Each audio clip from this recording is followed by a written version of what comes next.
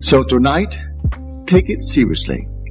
If you really have an objective in this world, and you're waiting for something to happen on the outside to make it so, forget it.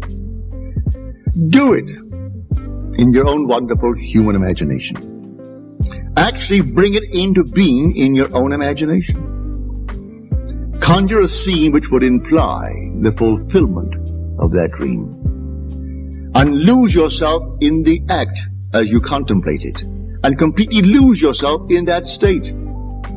If you're completely absorbed in it, you would objectify it and you would see it seemingly independent of your perception of it. But even if you do not have that intensity, if you lose yourself in it and feel it to be true, the imaginal act, then drop it in a way you do not know. It will become true.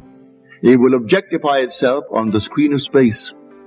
And what the world calls reality, which is really only a shadow world, as she so clearly described it.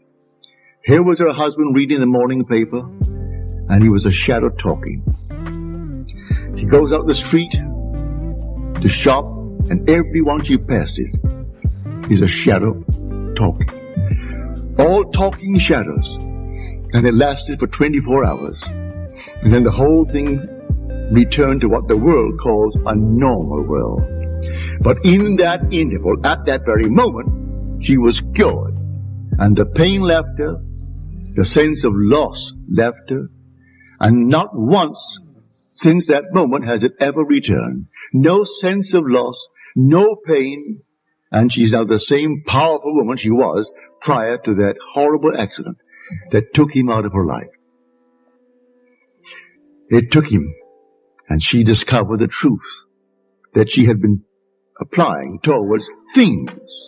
And now she knows it is true in the deepest sense of the word, that all things exist in the human imagination, and that all that you behold, though it appears without, it is within, in your own wonderful human imagination, of which this world of mortality is but a shadow.